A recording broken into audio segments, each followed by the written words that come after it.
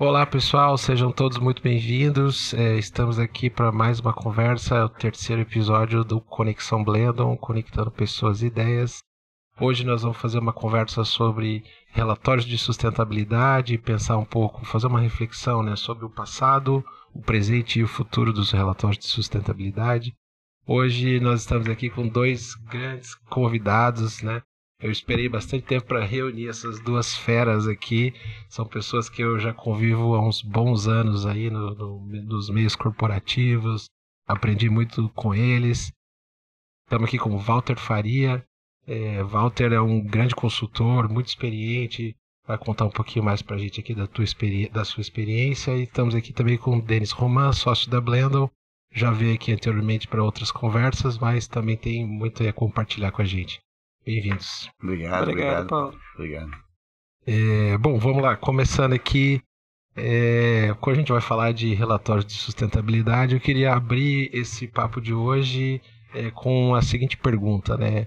Como é que era fazer relatórios de sustentabilidade há 20 anos atrás, ou até um pouco mais de tempo aí, se vocês quiserem falar? Vamos lá, Walter. Talvez posso começar, porque eu sou um pouco mais antigo do que o Denis. Talvez falar um pouquinho da minha experiência de como é que eu cheguei no relatório, né? Então, a minha trajetória, ela passa por bancos de investimento, bolsa de valores. Então, eu precisava preparar informações das companhias no momento onde a gente falava somente de impresso, né?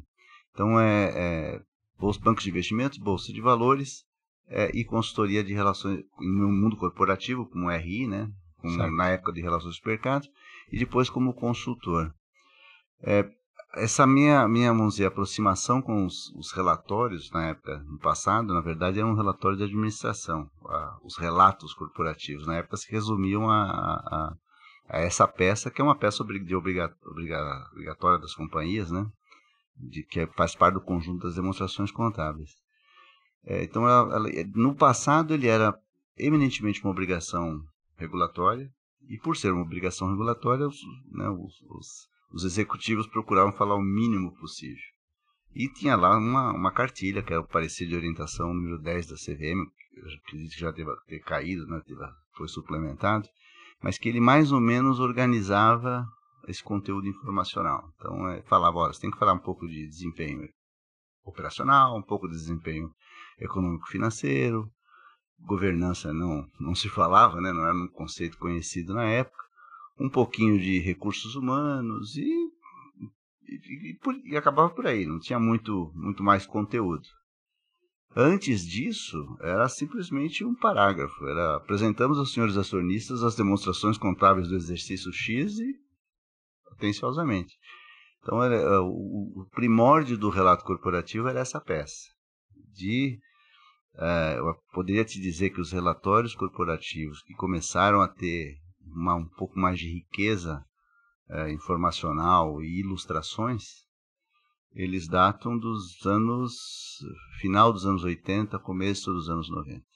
Então, acho que no passado ele era isso. Então, passava de uma informação eminentemente regulatória, onde se falava-se o mínimo necessário para não criar nenhum tipo de comprometimento no futuro. E teve uma evolução muito importante depois dos anos 2000, que a gente pode até falar um pouquinho dessa trajetória para traçar Quando que foi o primeiro relatório que você fez, que você se lembra aí? Olha, então, ao contar minha trajetória de banco de investimento para a Bolsa, então eu comecei fazendo prospectos. Minha época de banco de investimentos, de 81 a 86, eu contribuía na produção do prospecto, que tem uma parte ali que é um relato, né? Era muito menos sofisticado do que é hoje. Depois, na Bolsa, eu era supervisor, então eu revisava esses relatórios para encontrar falhas de disclosure. Eu fui produzir o primeiro relatório quando eu adentrei no mundo corporativo, onde eu estava numa organização que ela dependia muito de crédito e E aí eu precisei produzir relatos, e o relato que vinha da controladoria, isso também tem uma outra questão importante. Os produtores dos relatórios no passado eram o pessoal de contabilidade. E cá para nós não é um pessoal que tem uma vocação para redação, né? São pessoas, como o Damodaran fala, eles são da tribo dos números, eles não são do lado de humanas, vamos chamar assim. Então eles relatavam, era um relato muito, assim, pobre, né? Meio assim, descritivo dos números. E como eu estava numa empresa que precisava de crédito, eu precisava descrever um pouco mais o desempenho para poder influenciar os analistas dos bancos para que eles defendessem o meu crédito no comitê. Eu produzi o meu primeiro relatório de administração, que não era um relatório corporativo, eu poderia te dizer que foi 89 e 90. O primeiro relatório anual, que não era um relatório de sustentabilidade, era um relatório anual, com fotografias, para falar um pouquinho de outros atributos, né, que hoje a gente chama de ativos intangíveis da empresa, com foto e tudo mais, eu fui fazer em 94. Foi o meu primeiro relatório, e eu fiz na condição de cliente. Eu era do mundo corporativo, eu contratei uma empresa de design na época, que era algo altamente, assim, inovador, muito sofisticado para os anos 90. Hoje a gente tem uma proliferação de provedores, né, desse tipo de serviço. Eu lembro... 94. Eu lembro, muitos anos atrás, a gente às vezes contratava até agências de publicidade para fazer os relatórios de administração, né? Os relatórios de administração, eles tinham muitas outras finalidades, né? Eu diria que poucas empresas ainda exploravam muito essas outras finalidades, vamos dizer, essa capacidade da empresa de dialogar com outros públicos. Ele era uma coisa muito voltada ainda para, olha, vou atender os bancos aqui. Não, eu digo assim, outras finalidades, falando assim, né? Pô, meu primeiro projeto que eu participei foi em 2003, né? Comecei fazendo lá design de demonstrações financeiras, né? Você começa pegando assim aquela parte mais braçal dos relatórios e depois você vai caminhando até chegar na época que era o ápice ali, o relatório de administração, né? Para um designer dentro de uma empresa voltada a esse tipo de comunicação. E então assim, se produzia relatórios super elaborados, fazia uma luva, uma caixa maravilhosa para o presidente dar, quando ele recebia uma visita, um cara de fora, ele ia lá e entregava lá a caixa com o relatório de administração maravilhoso, que se gastavam milhares de reais para fazer aquilo, né? Isso é que você falou, uma coisa importante. Mas nessa época, eu fui proprietário de uma empresa de design, né? Quando eu vendi minha consultoria, eu fiquei 2 anos sem poder concorrer, acabei entrando para esse mundo, que era o que eu podia fazer, que na época, como eu trabalhava com comunicação, não podia mais fazer relações com investidores, comprei uma empresa de design. Nessa época, primeiro que os projetos eram bem mais caros do que são hoje, né? Muito mais. Você tinha provedores mais raros. E uma das barreiras culturais que a gente tinha na época, Paulo e Denis, era de que muitas empresas falavam assim, não, isso não é para mim, isso é só para empresa grande, só para empresa por causa justamente desse custo, que não é um custo do investimento que era feito. Então, poucas empresas, elas viam a capacidade de influência e de impacto que as peças produziam. E pouquíssimas empresas valorizavam o design. Valorizavam essa questão de, poxa, por meio de um relatório bem elaborado, com um design mais sofisticado, com espaçamento, né, que os designers gostam de chamar um design arejado, né? Clean, respira, com tipologia de letras, sabe? Essa coisa mais sofisticada, as capas, a caixa, né? Era realmente um projeto de envergadura que inibia a popularidade. Era mais difícil de você fazer projetos mais populares ou fazer empresas de menor porte se engajarem, né, e passarem também a fazer um relato, porque elas achavam muito oneroso. Então, eu acho que hoje em dia já não se vê, os projetos são bem mais baratos em comparação àquele tempo. E hoje eu acho que as empresas começam a ver que, puxa, eu preciso me expressar, eu preciso comunicar melhor, eu preciso ter... A imagem importa, sabe, o tamanho da letra importa. Então, era um projeto realmente de grande envergadura. Mas hoje eu acho que esses conceitos estão mais assim facilmente assimiláveis. No passado era difícil vender design. Ô Denis, introduzindo aí você um pouco nesse papo, né? Como é que na tua visão, na tua experiência, como é que você enxerga, assim, olhando aí para o passado, como é que era fazer relatório antigamente? Essa parte de relatório, eu venho de uma experiência de consultoria de relações com investidores. Ali comecei nessa área em 2002, antes disso eu trabalhava com Project Finance, então eu tinha o Walter falou aqui da tribo do Damodaran, eu era da tribo dos números. E eu tinha uma séria restrição até de ver relatórios excessivamente elaborados, com muita história, excesso de narrativa e desconexão. Então, durante muito tempo eu tive um preconceito muito grande com relação a relatórios. Para mim era muito que hoje se popularizou o termo greenwashing. Eu acho que a gente vinha com muitos relatórios que eram muita história e pouca essência. Isso eu vi acontecer ali na minha época de consultoria de RI entre ali de 2005 a 2015. Eu percebi isso acontecendo durante um bom tempo. Na empresa que eu trabalhava teve uma área de relatórios. Eu olhava aqueles relatórios e falava, para que isso? Eu sempre me questionei muito. Até que um belo dia me fizeram ir numa reunião de relato integrado. Eu falei, meu Deus, vão me levar para esse negócio de abraçar a árvore. Você é abduzido. Lá vão me levar para abraçar a árvore, ver filantropia. E falei, cara, não quero ir. Mas aí me convenceram a ir nessa bendita dessa reunião. E ali comecei a entender algumas questões. Tanto que o relato integrado tinha um framework. Esse framework tem princípios. Os princípios do framework já começavam a falar em questões de integração. Como é que o teu modelo de negócio gera valor? Gera valor para o acionista, como é que você impacta, como é que a tua empresa impacta o meio ambiente, que recursos você consome, se esses recursos naturais vão estar disponíveis para a tua produção, como é que você vai lidar com o capital humano, com as pessoas, porque uma empresa hoje precisa de pessoas para operar.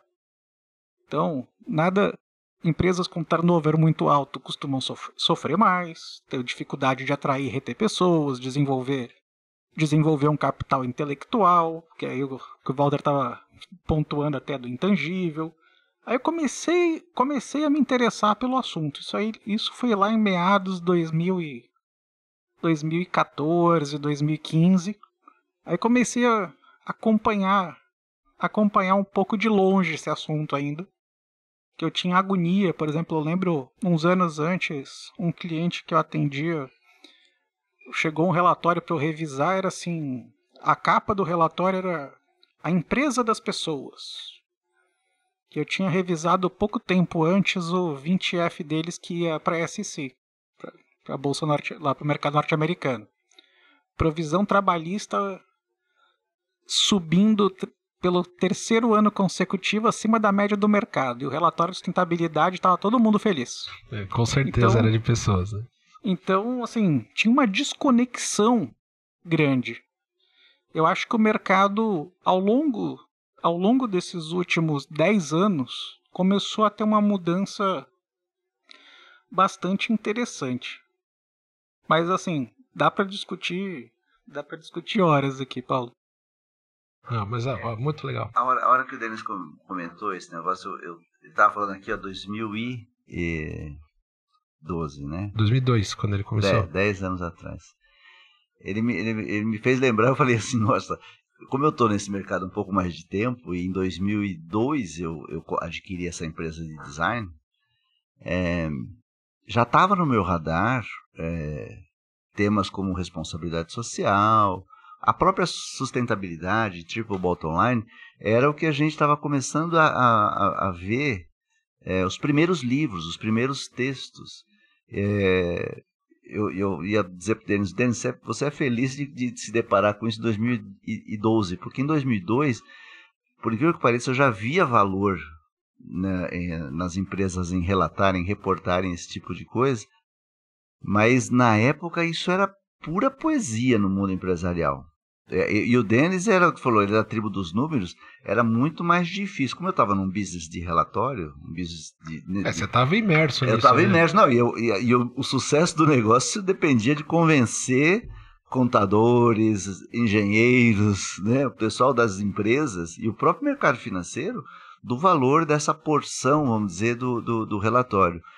Mas é interessante que nessa época, mesmo com as empresas com as quais eu convencia, ele tinha muito conceito. Então essa impressão que o Denis tinha da época de que era muito blá blá blá, não é? Se a gente pode falar dessa forma, era muito blá blá blá e pouca evidência. A gente que produzia os relatórios, a gente também tinha uma dificuldade muito grande, porque na hora que a gente colocava os conceitos, a empresa aceitava, a área de RH aceitava, tal. Mas a gente buscava evidências, porque não adianta também falar de compromissos, falar de responsabilidade social, mas falar, tá, mas e aí? E o que efetivamente você faz?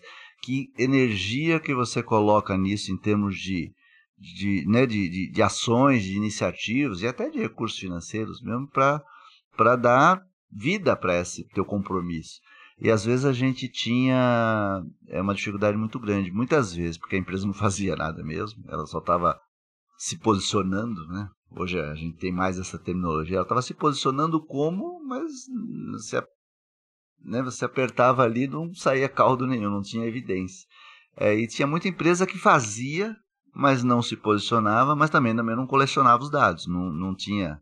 Mas uma coisa importante a gente lembrar também, nós estamos falando anos 2000, onde os sistemas de informações eram muito assim, menos sofisticados e acessíveis do que hoje, né? Sistemas computacionais, se você parar para pensar em computador pessoal, e na tecnologia propriamente dita, hoje a gente tem um celular que a gente usa muito mais potente que os mainframes da época, né? E business inteligentes na época não existia basicamente, só grandes corporações que tinham acesso. Então era uma fase, vamos dizer assim, muito difícil, porque mesmo quem via valor, quem via mais sofisticação e via ganhos com isso, era mais difícil de convencer, e mesmo que as empresas aderissem, elas não tinham a informação organizada. Eu acho que hoje a organização da informação é ruim até hoje. Eu acho que muitas empresas ainda não se preparam para relatar, né? Não organizam as informações, não identifica esses, né, os KPIs que a gente fala nas diversas dimensões. Mas no passado era pior, porque além de não ter consciência, elas não tinham sistemas, não tinham recursos, né? Eu lembro, por exemplo, falando um pouco das minhas experiências, né? Os projetos eles variavam muito de acordo com a equipe responsável, o endereço ali dentro de uma empresa. Então, tinham, por exemplo, relatórios que eu participei que era o marketing da empresa que tocava, entendeu? A empresa não tinha ainda um departamento, vamos dizer, que cuidasse especificamente de sustentabilidade, ou falando mais aí de maneira contemporânea, o ESG, entendeu? Então muitas vezes você discutia com uma pessoa, tinha uma pessoa que tinha uma ótica do relatório sobre números, resultados, a outra ia discutir a questão dos projetos sociais, e a outra estava preocupado com o visual, com a peça de comunicação em si. Pô, eu me lembro de ir 2004, 2005, e em grandes empresas apresentar o relatório, né? A gente tinha que fazer todo o processo criativo do relatório, imprimíamos pranchas no formato A3, né? E aí a gente ia e apresentava o projeto para um grupo de pessoas, é como se fosse uma sabatina, assim, os caras te fuzilando e você tinha que defender o conceito criativo do teu projeto com unhas e dentes. E olha, uma questão que eu sempre me incomodei, já discuti isso até em outros momentos com o Denis, né? Já me ouviu reclamar sobre isso. Pô, você estava indo para discutir, alguns eram relatórios de administração, né? Depois acabaram virando relatórios de sustentabilidade, mas pô, eu cheguei a participar de projetos de relatório de sustentabilidade que a empresa chamava um conjunto de agências ou até fornecedores especializados, você tinha que produzir todo o conceito do relatório, imprimir essas pranchas e ir lá, e tudo isso feito no risco, entendeu? Então, às vezes tinham 10 empresas para tentar pegar um projeto de um relatório, e 9 empresas iam sair dali sem nada, né? E pô, quantas horas foram trabalhadas, todos os custos envolvidos nisso, isso era zero sustentável. Isso que você falou é bem, bem interessante, porque você viveu isso também. Eu vivi e sofri muito isso, porque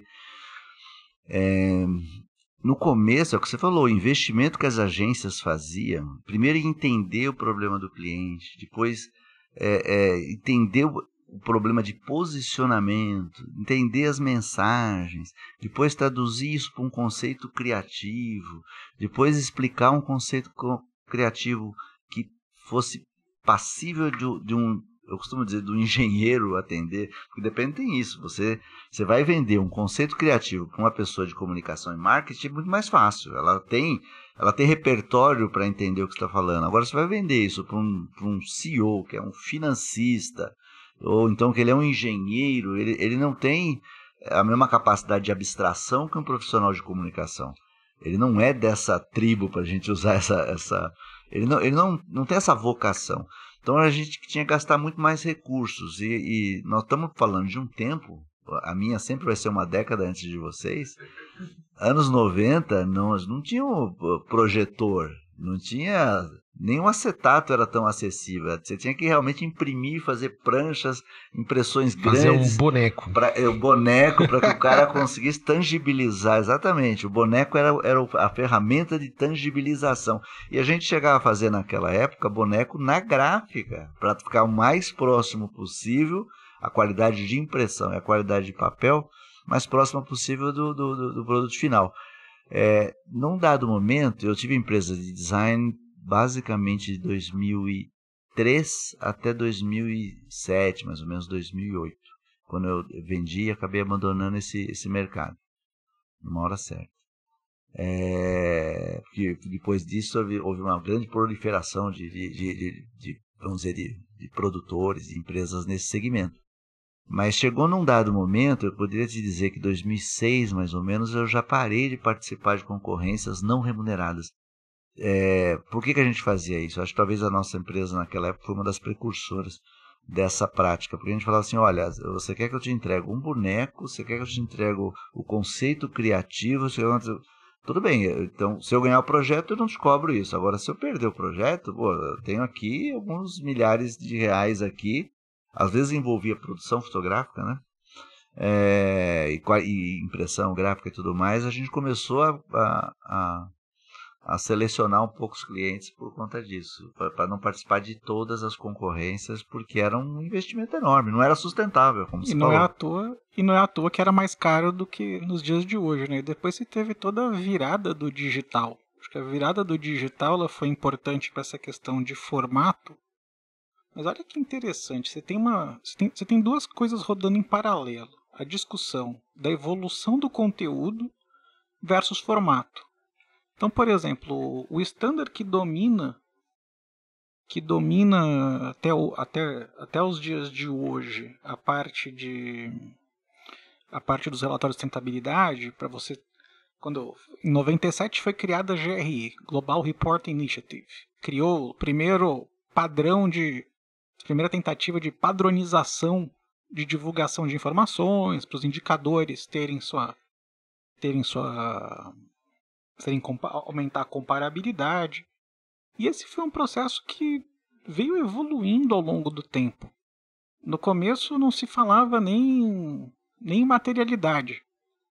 Depois, ali em meados de 2003, começa a se discutir lança-se materialidade, acho que lá no G3, né? Lança materialidade no GRI-G3 na Europa. 2006. GRI-G3 é 2006. 2006. Mas, enfim, lança-se a materialidade, mas até então também é alguma coisa que o pessoal enxergou durante muito tempo como algo para relatório, sendo que materialidade não é para o relatório, é para saber quais são os temas importantes para a gestão da empresa que vão refletir no relatório. Então, tinha esse tratamento um tanto quanto distorcido. E ao longo do tempo, isso veio gerando uma série de questões que quando, voltando um pouco na minha... Já que a gente está hoje com um pouco de saudosismo, quando eu cheguei naquela reunião de relato integrado, eu tinha preconceito com o GRI. Eu achava que o problema dos formatos dos relatórios pouco consistentes, pouco comparáveis, era culpa da GRI. E sendo que é interessante, depois que eu comecei a estudar, eu falei, não, a GRI estava tentando resolver esse assunto desde sempre. Só que as empresas muitas vezes vão lá e não cumprem os princípios de uma GRI. Por exemplo, um dos princípios mais mal cumpridos pelas empresas em geral ao relatar chama-se princípio do equilíbrio. Princípio do equilíbrio é falar tanto do que foi positivo no ano quanto dos desafios que a empresa enfrentou. E é muito interessante que até hoje os relatórios de sustentabilidade são muito mais sobre o lado positivo do ano do que sobre como os desafios foram enfrentados, aonde a gente não conseguiu superar e qual é meu plano para superar isso no ano que vem. A gente fala muito nos relatórios, a gente ainda viu até hoje um pouco dessa abstração nessa parte de conteúdo. Então, só fazendo esse paralelo, né, como a gente tem a evolução de forma de um lado, a evolução de conteúdo do outro, e é interessante até já indo para um outro aspecto, né, que a gente vai olhar assim, tipo, o que mudou? O que mudou nos relatórios, por exemplo, na parte de forma, né? Engraçado, para mim os relatórios, eles têm uma evolução aparentemente um pouco mais lenta. Em que sentido você quer dizer? Por exemplo, acho que o relatório... Você tá falando de design ou de conteúdo? Design. Tá. Para mim os relatórios parecem em maior ou menor escala, eles parecem mais ou menos a mesma coisa até hoje. A grande diferença é que antes eu consumia o PDF impresso. Hoje em dia ele está um arquivo digital. Eu acho que todos nós aqui, eu vou falar algumas formas, né, multimídia. Então, acho que todos nós vimos relatórios assim. Os relatórios impressos lá atrás, né, aquelas caixas lindas, maravilhosas, etc. Depois veio um processo, né, de, vamos dizer, você tinha a impressão offset, depois passou a ter impressão digital, então você podia produzir em menor escala, né, e ter até alguma questão de personalização, trabalhar com dados variáveis na impressão. Depois chega uma época que o relatório ele começa a deixar de ser impresso e o pessoal começa a explorar outros mecanismos multimídia. Lembra quando o relatório passou a vir num CDzinho pequenininho, né? A pessoa já não imprimia mais, ele fazia um casezinho, punha o CD dentro e entregava lá numa reunião. Pendrive, logo depois veio o pendrive. Teve um pessoal que explorou também tentar fazer o relatório em vídeo, né? Falou, o relatório meu é em vídeo, se você quiser saber mais, era um vídeo que trazia com o CEO lá e o CFO, tinha uma mensagem resumida e tudo mais, e depois se você quisesse ler completo, baixa o PDF. Então a gente viu, né, essa transformação multimídia. Teve uma época forte do relatório anual online, né? Pô, quando você fala HAL hoje, pô, só quem já viveu isso nas antigas, né? Mas eu percebo, Denis, conectando aí com isso que você falou, né? Que o relatório ele teve essas diversas formas multimídia, mas ele acabou voltando para o PDF diagramado, né? Acabou voltando para o PDF tradicional, para a versão diagramada, que no final das contas era a mesma que a gente imprimia lá no começo dos anos 2000, mas agora quase ninguém não imprime mais.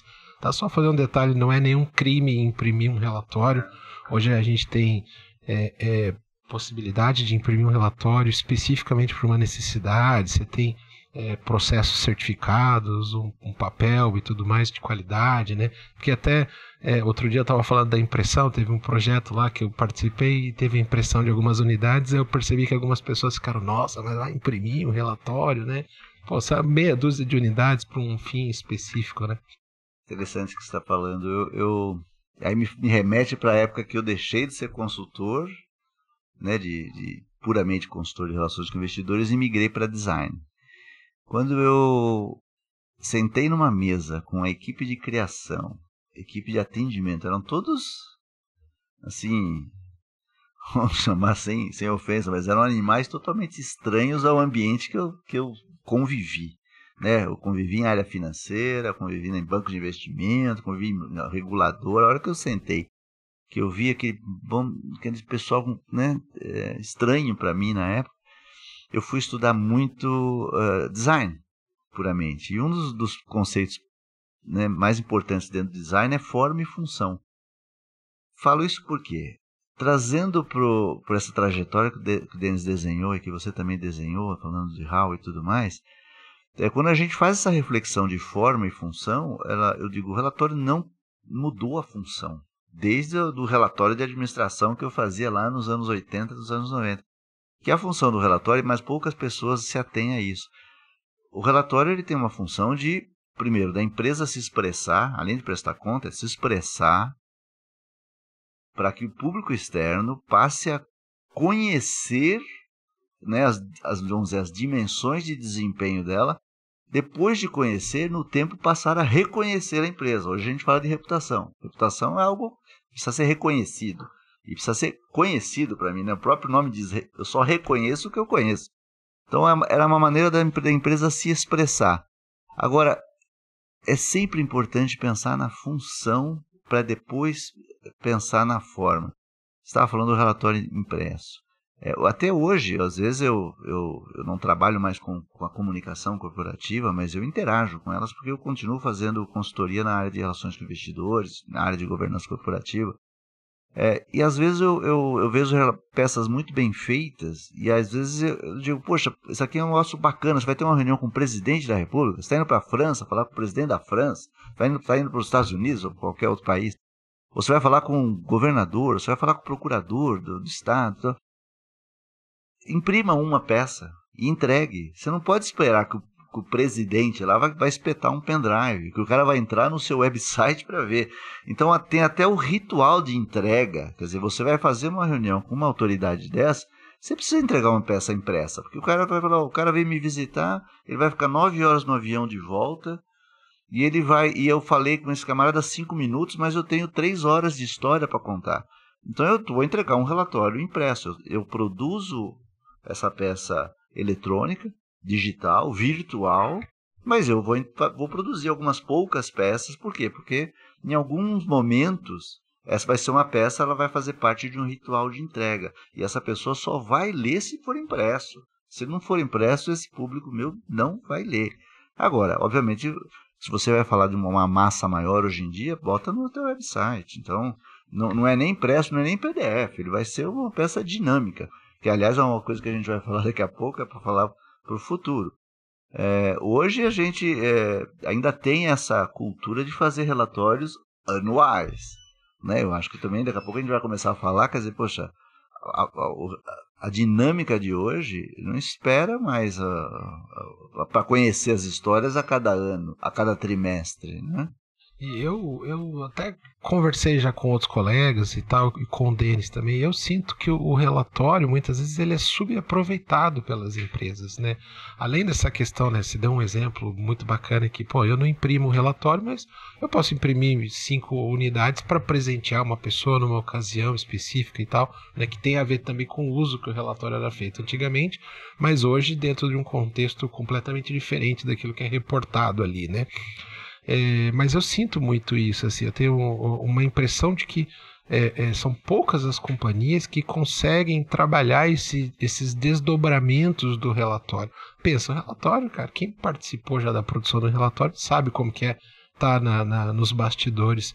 São muitas pessoas envolvidas, meses de trabalho, desde coleta de dados, preenchimento de planilhas, indicadores, entrevistas, conversar com diversos executivos. É um trabalho muito grande, massivo, para você chegar naquele resultado final. A empresa não pode simplesmente publicar aquilo, colocar no site dela, colocar no site de RI, no site institucional, enfim, ou alguns outros canais que ela venha a ter, e simplesmente essa história morrer ali, né? A empresa tem que explorar mais isso. Como é que você enxerga isso, Denis?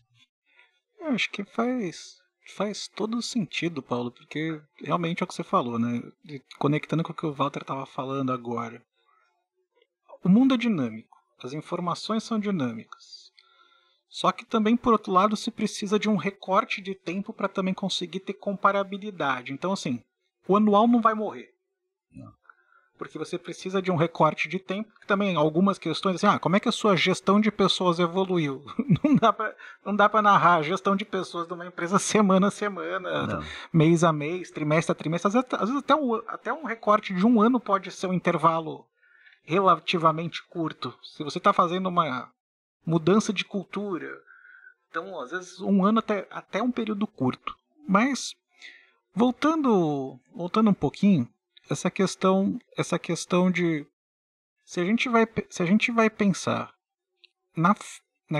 essa questão da forma, a questão da periodicidade e a questão de como é que eu vou desdobrar, acho que dá para desdobrar muito mais.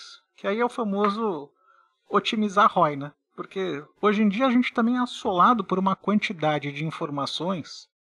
Então, por exemplo, o principal canal onde os executivos, que rede social os executivos mais acessam? Um LinkedIn. Bacana. Então eu vou lá e acompanho a companhia X. Bacana. Tô lá acompanhando, vou lá e dou seguir. Gente, a cada 10 publicações dela, talvez eu veja uma, duas. Por quê? Porque aparecem outras N comunicações dela, dos seus executivos, eu não vou ver todas.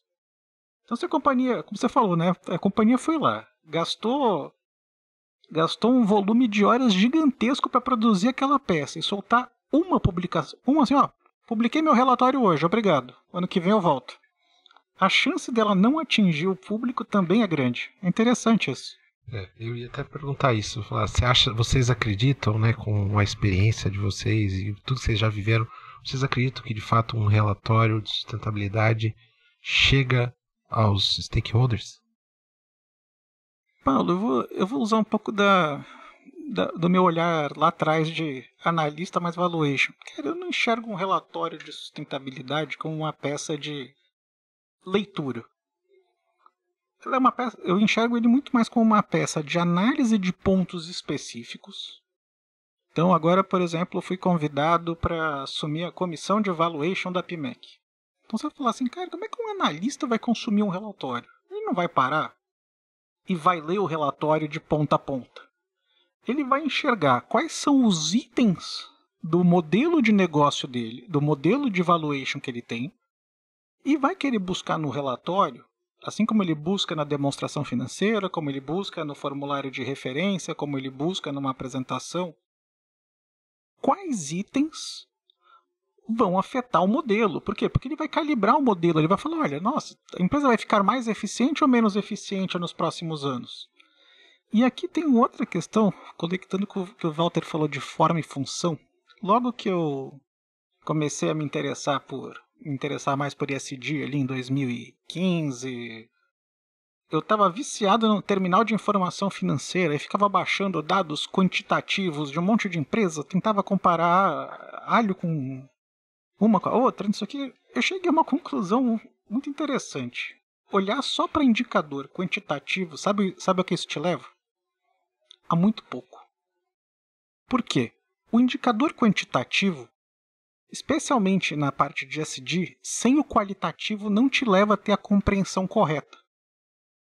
Vou dar um exemplo que eu sempre uso quando eu dou aula no IBGC e outros, lá com o pessoal da FECAP, eu sempre uso isso. Assim, imagina uma empresa que foi lá e tem como tema relevante gestão de pessoas. E dentro disso é muito relevante, muito material, treinamento e desenvolvimento de pessoas. Aí você vai lá e olha o indicador. A empresa reduziu 5% nesse último ano o número de horas per capita de treinamento. Isso é bom ou isso é ruim? Se você ler só o número, você vai tomar uma decisão. Você vai falar, ruim, ponto negativo. Só que para você ter uma análise adequada, você vai ter que buscar outra coisa. Você vai ter que pegar o relatório, se esse é um tema, se esse for um assunto relevante, o pessoal vai explicar o que está por trás desse número.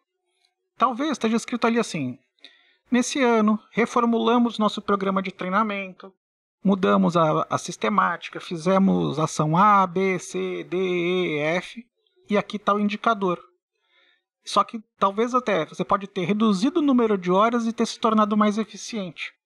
Então tem que tomar um pouco de cuidado nessa questão. Essa questão ESG ela tem que ter um pouco de equilíbrio entre o quantitativo e o qualitativo. Se você se fiar só no quantitativo, você pode chegar a uma conclusão errada. Se você se fiar só no qualitativo, sem olhar nada de quantitativo, também você vai falar: Denis, você quer ser enganado. E aqui eu lembro muito de um livro que o Walter me introduziu um tempo atrás, que foi justamente Narrative and Numbers do Damodaran. Por quê? Porque não adianta eu olhar só o número frio. Aquele case é muito bom, né, Walter, do Narrative and Numbers, porque você tem que calibrar. Para você desenhar um modelo, você tem que entender o que está por trás do número. E aqui é um ponto onde os relatórios de sustentabilidade podem ter um papel importante. Só que aí, lembra que eu estava falando do problema do princípio de equilíbrio lá da GRI, que depois a gente passou pela mesma discussão no framework de relato integrado, depois veio TCFD, agora a gente veio para as normas IFRS, S1, S1 e S2 de sustentabilidade. E tudo isso está na questão seguinte: o que eu estou discutindo é o que interessa? Eu estou falando do que está na minha governança corporativa, eu estou falando de estratégia, eu estou falando de gestão de riscos, metas e métricas? Se sim, ok. Se é tudo muito superficial, aí talvez agregue pouco valor. É interessante. Eu quero retomar essa tua provocação que você fez no início dessa explicação que o Denis colocou, que é de se o relatório atinge todos os stakeholders. Para você ter uma ideia, quando eu estava nesse mercado de relatos, né, de relatórios corporativos, eu sempre, na reunião de briefing com os executivos, eu sempre procurava investigar qual é o resultado que a pessoa gostaria de ter com esse relatório. Depois, qualquer nome que seja, relatório anual, relatório de sustentabilidade, relatório de responsabilidade social, todos esses nomes que foram tendo ao longo do tempo. E eu percebia que muitas das vezes a pessoa não tinha resposta. Nem ela sabia. Nem ela sabia o que você quer. Não, faço porque tem que fazer. Porque eu estou pedindo, porque o meu concorrente faz também.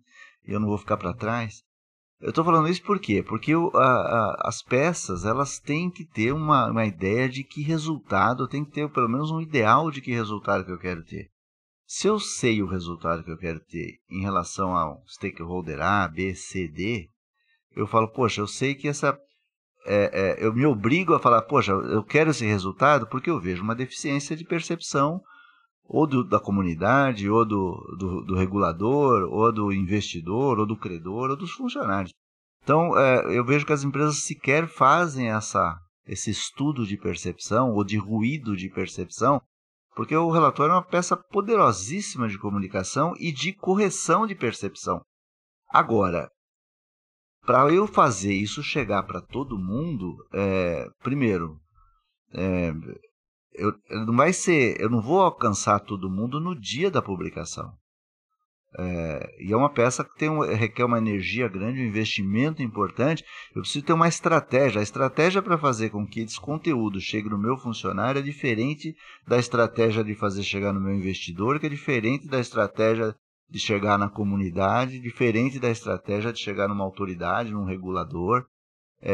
E às vezes o momento de impactar é diferente. Por isso que eu costumo dizer, é muito interessante essa comparabilidade que o Denis colocou, esse momento de fecha a conta. Quer dizer, é importante você ter lá por ano você passa a régua e compara. Por ano você vai lá e tira uma fotografia.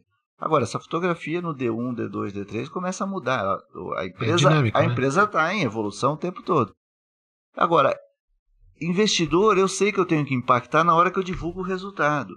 Agora, autoridade, não necessariamente, eu posso impactar um mês depois, 2 meses depois. A comunidade não tem uma data precisa que eu preciso. Então, o relatório, ele a hora que eu sei o resultado, por que eu vou falar de resultado? A hora que eu sei o resultado, eu tenho que montar uma estratégia para fazer esse conteúdo, que, como o Denis falou, não é um conteúdo só quantitativo. A narrativa que eu vou usar para impactar um investidor talvez seja diferente da narrativa que eu vou usar para impactar o meu colaborador, o meu público interno e a comunidade. Por isso a importância de eu ter uma narrativa adequada para levar uma compreensão adequada de qualquer aspecto. Agora, o Denis comentou uma coisa importante. O cara vai lá e coloca no LinkedIn, publiquei meu relatório anual. Pô, será que o relatório tem uma série de assuntos relevantes, uma abrangência de temas relevantes, que eu posso pegar um tema, mesmo que eu lancei o relatório nesse mês, o mês que vem eu posso ir lá e pensar um tema importante numa dimensão socioambiental, ou na dimensão de pessoas, de capacitação de pessoas, e fazer outro post no LinkedIn. E aí, mas toda vez que eu faço um post, toda vez que eu impacto uma audiência, ou diversas audiências, eu vou trazer essa audiência para o meu relatório. Então, é uma peça de uso de longo prazo. Aí a importância de tê-la pronta no momento adequado. O que eu chamo de momento adequado? Um relatório anual tem que ficar pronto de março a maio. Ele não pode ficar pronto em outubro. Isso entendeu? É um desafio para muitas empresas. Eu sei, por isso que eu estou colocando esse problema na mesa. Eu não posso ter um relatório de 2023 ficando pronto em outubro de 2024. Perdeu o contexto. Ele já perdeu 10 meses de utilidade. Você vai usar ele muito pouco. Então ter esse relatório pronto no momento adequado e ter uma estratégia de chamar a atenção para essa peça, que vai fazer com que as pessoas conheçam o desempenho e reconheçam no tempo o valor, a reputação da empresa, mas tem que ter uma estratégia. Quer dizer, eu posso ter um relatório publicado vamos dizer, idealmente em março, porque ele deveria, inclusive, influenciar os acionistas numa assembleia que geralmente acontece no mês de abril. Então, esse seria o primeiro público a ser impactado por ele.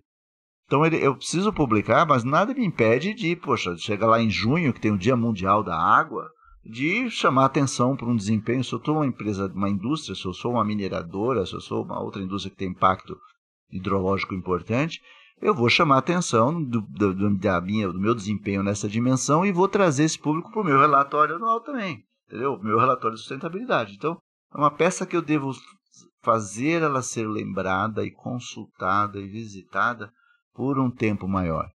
Então, aí a hora que eu tenho uma estratégia e eu tenho uma série de iniciativas para chamar a atenção do meu público, aí sim eu consigo, respondendo objetivamente a sua pergunta inicial, eu consigo fazer com que a maioria dos meus stakeholders seja impactado pelo que eu estou comunicando ali, pelas mensagens que eu ali fiz constar, né? E é super interessante, né? Essa constância da comunicação, a frequência, valorizar esse conteúdo, mas também você tem que pensar na tua estratégia de forma maior. Eu vou dar um exemplo de um exemplo negativo que eu estava estudando tempos atrás. Uma empresa que teve um acidente razoável, morreram 6 pessoas numa explosão de um equipamento. A empresa, na semana que aconteceu aquilo, no dia que aconteceu, 0 comunicados. Resposta da empresa para a mídia foi: não vamos nos pronunciar, sendo que seria muito mais fácil você explicar como é que está o seu programa de segurança e falar que, olha, daqui a X dias teremos um laudo completo, em vez de falar não vou me pronunciar. Me parece, mas cada um tem sua estratégia. Aí você olhou, nada no site de RI da companhia, não saiu um comunicado, nada. Sendo que no ano anterior estava ali um destaque grande no relatório sobre 0 acidentes. Bem grande, tinha uma chamada, você abria lá o capítulo sobre saúde e segurança do trabalho, tinha um destaque gigante. No ano seguinte, a hora que eu vou lá, abro o relatório, estava lá o indicador, relatadinho as 8 mortes, e nada. Não teve uma explicação do que aconteceu, se foi falha humana, se foi falha de equipamento, se foi falha de processo. 0 de explicação. Aí você para pensar, né? Eu falo, gente, e aí, será que a gente vai ter outro acidente desse esse ano? Porque a pessoa não está explicando o que aconteceu e como é que vai corrigir o problema.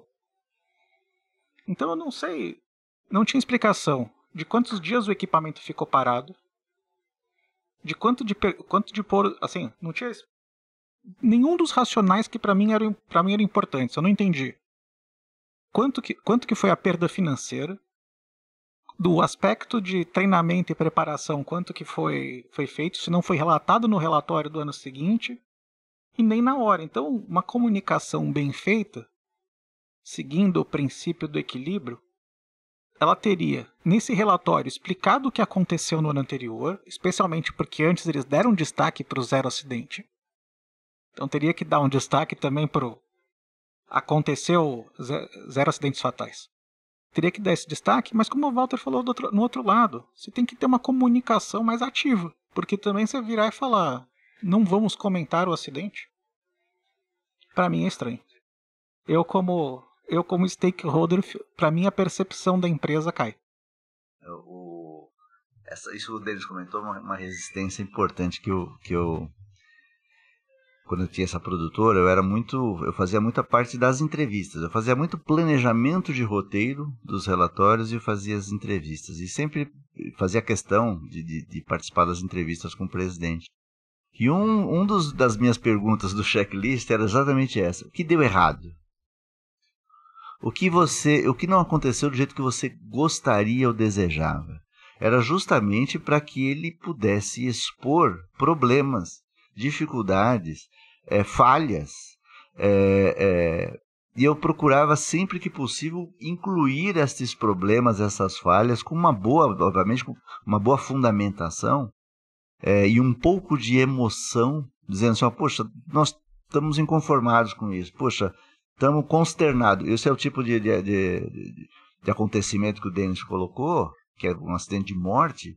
É para a pessoa ir lá e falar assim, eu estou consternado com isso, nós estamos, muito chateados, nós estamos muito entristecidos, revoltados. Quer dizer, coloca emoção nisso, mas reconhece que problemas acontecem. Eu fazia isso em todos os checklists, o que não quer dizer que tudo que eu pegava ali eu era autorizado a colocar no relatório. Neste mundo corporativo, eu acho que hoje menos, mas no passado era mais. Eles só queriam contar as notícias positivas. Tudo que era negativo, quer dizer, põe aqui para debaixo do pano. Sem saber que um relatório que só tem coisas positivas, ele gera uma suspeição muito grande. Eu, além de produzir muito relatório, eu leio muito relatório. Eu consumo até hoje para conhecer a empresa, para prospectar um novo cliente, para identificar, fazer uma análise situacional de como a empresa se comunica, ou se expressa, ou se relaciona.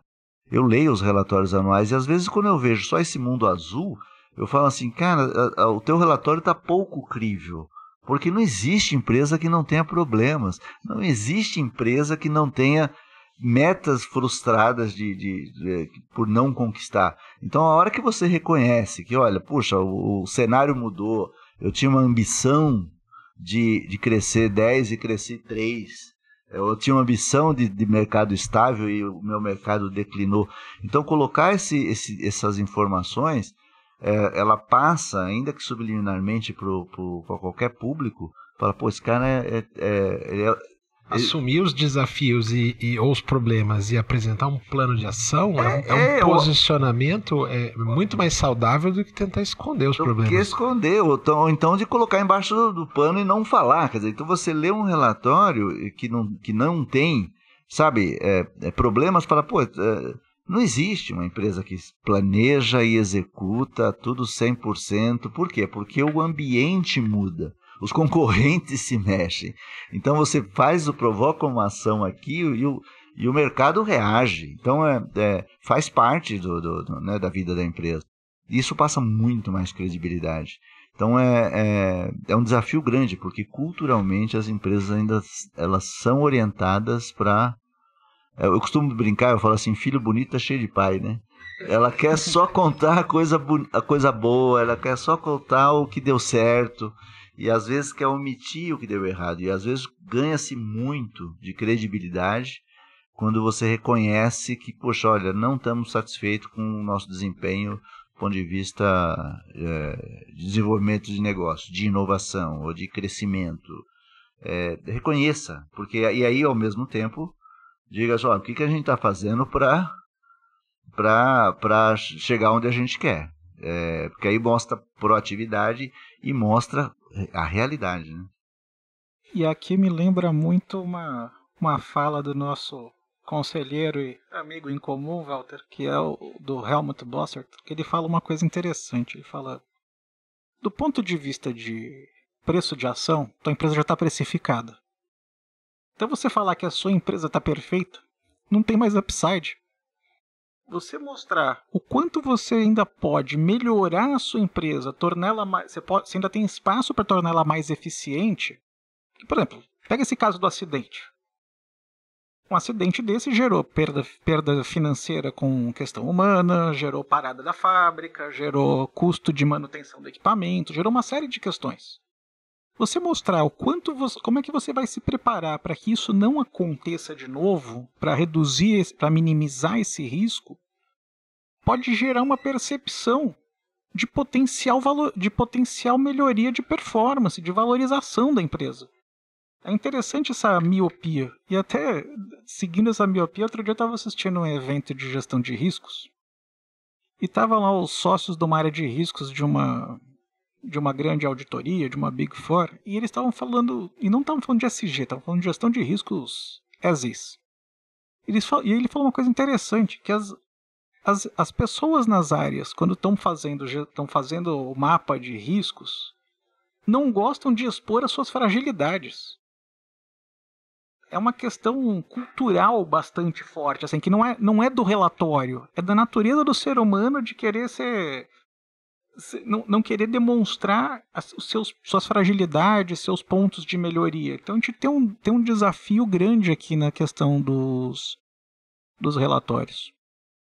Bom, a gente falou de formas, conteúdos, falamos de como era o relatório antigamente e tal. Eu queria pegar um gancho aqui um pouco no que você falou lá no comecinho dele. Você começou a introduzir a questão da materialidade e tal.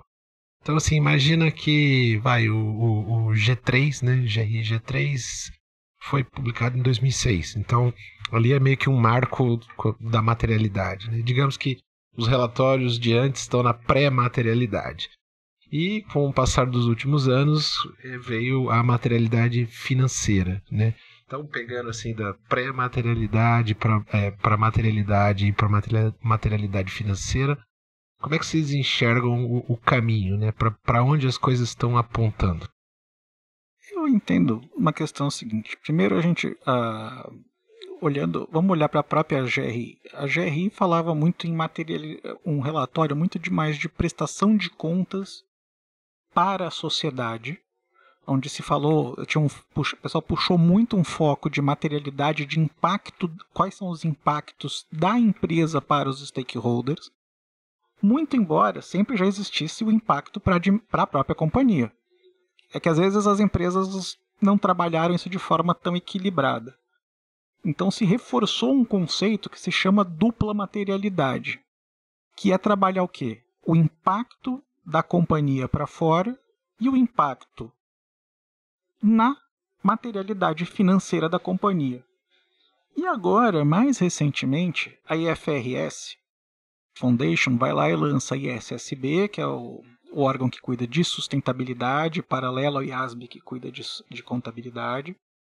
E ela solta como o requerimento mínimo para fazer um relatório de sustentabilidade, para fazer a demonstração de sustentabilidade para atender os requisitos, a materialidade financeira. Por quê? Muito relatório que ao longo do tempo foi chamado de dupla materialidade era muito frágil na discussão de qual é o impacto financeiro para a companhia. Então é importante a gente está nesse momento de virada de mercado, e eu acho que esse momento ele é importante. Por quê? Porque boa parte da crítica ao ESG, quando a gente olha críticos que fazem críticas mais estruturadas, sem viés de bandeira apaixonada a favor ou contra, a pessoa faz uma crítica mais razoável, legal, estamos falando de um monte de coisas, estamos falando quanto você é bonzinho, quanto você é isso, quanto você é aquilo, e você não está explicando impacto no fluxo de caixa. O que a materialidade financeira vai estar, de acordo com o que a FRS está colocando, vai reforçar muito? Qual é o impacto para a geração de fluxo de caixa? Quanto já impactou e quanto vai impactar a tua geração de caixa. Ponto. Por quê? O que interessa, se você não discutir quanto que isso impacta a geração, essa questão de criação, preservação e destruição de valor, como o relato integrado já prega há muito tempo, o relatório fica muito... Olha como eu sou legal, eu quero salvar o planeta, quero fazer isso, quero fazer aquilo, mas e aí? O investidor, o que o conselho de administração vai cobrar da diretoria? Resultado. Por mais que a gente tenha discussões, né, se a gente vai discutir resultado com visão de curto, médio e longo prazo, tem que ter esse devido equilíbrio, mas no fim das contas é resultado. Empresa que não dá lucro, fecha. Empresa que não gera caixa, não dá lucro, não dá resultado de forma consistente, fecha. Você troca a administração, você troca a diretoria, você derruba os acionistas, derruba o conselho. Ninguém vai ficar ali falando, olha que lindo, eu salvei o planeta, mas quebrei. Não é esse o objetivo da companhia. Só que também as companhias que trabalham de forma mais equilibrada, o X da questão da teoria do triple bottom line, da agenda ESG, as companhias que trabalham de forma mais equilibrada vão gerar valor por mais tempo. Porque você não consegue ofender alguns aspectos, ofender assim do ponto de vista social, ambiental, por muito tempo, sem que isso volte como um impacto negativo para sua empresa. Então, por exemplo, hoje eu jogo dejeto no rio. Mas está dentro da lei, está permitido.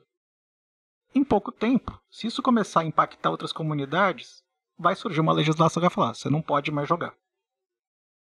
E é capaz de ainda surgir um processo contra a tua empresa pelos danos causados na comunidade que estava ali embaixo do teu rio. Então, sabe? Só que isso é o quê? Discussão de quê? De materialidade. É interessante, o Denis estava comentando aqui, eu estava me lembrando um pouquinho de antes da materialidade, né? Quando eu produzia os relatórios anuais, e aí convém falar, eu fiz mais de 400 relatórios na minha trajetória. E até hoje eu contribuo muito, né, na parte de planejamento dos relatórios anuais dos clientes que eu ainda atendo. Antes da materialidade, eu costumava, quando eu estava analisando a empresa, eu costumava fazer duas dimensões para olhar a empresa. Eu olhava a abrangência. O que era isso? A abrangência de temas que eram importantes para constar do relatório. Então, contexto econômico, estratégia, desempenho operacional, desempenho econômico-financeiro, pessoas, sustentabilidade, desempenho socioambiental e resultado financeiro lá no final, das demonstrações contábeis no final. Então eu olhava os temas. Dependendo do tema, eu falava assim, qual é a profundidade que eu preciso discorrer sobre cada um deles. Esta profundidade, cruzado com a abrangência, é o que a gente chama hoje de materialidade. Porque um dos desafios no mundo corporativo é isso, o que é importante relatar. Quer dizer, todo mundo pode falar de governança, todo mundo pode falar de diversos, vamos dizer, dimensões de desempenho ou temas de desempenho de uma organização. Mas, poxa, o que importa para você? Porque num dado momento, lá nos anos 90, até com algumas competições que existiam de relatório, melhor relatório e tudo mais, todo mundo foi colocado numa régua. Então você via os temas de um banco, de uma siderúrgica, de uma empresa de papel celulose, sendo os mesmos temas.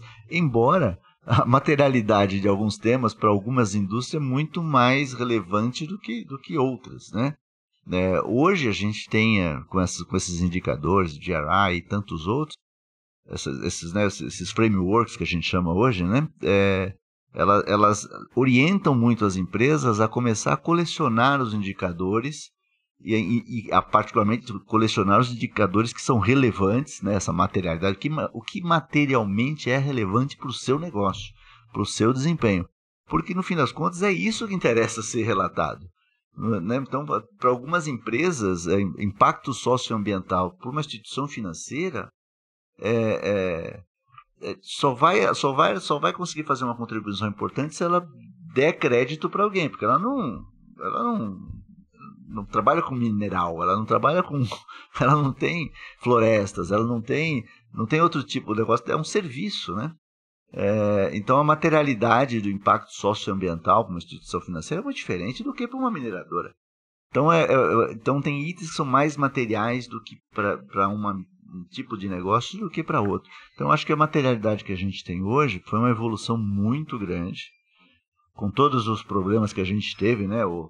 Umas têm viés muito mais socioambiental, outra tem um viés econômico, outra vez só ambiental. Acho que hoje a gente está partindo para uma convergência para não só fazer com que todas essas dimensões, os frameworks, conversem, mas que eles também tenham uma orientação para dizer, olha, qual é o impacto disso no meu resultado? Quer dizer, não deixou de ser importante a dimensão de governança, as 3 letras que a gente tem hoje, né? O ESG, que hoje está, vamos dizer, está mais difundido. Governança é algo altamente, não é um item contábil, né? Onde é que você coloca na demonstração contábil as suas práticas de governança? Como você quantifica? Às vezes até explicar o que é governança corporativa, para quem está um pouco mais distante dessa temática, é difícil, né? Ele não é algo quantificável, não tem um indicador de performance que mostra o desempenho, mas tem práticas que dizem, olha, isso daqui que vocês fazem me dá mais segurança, me dá mais confiança.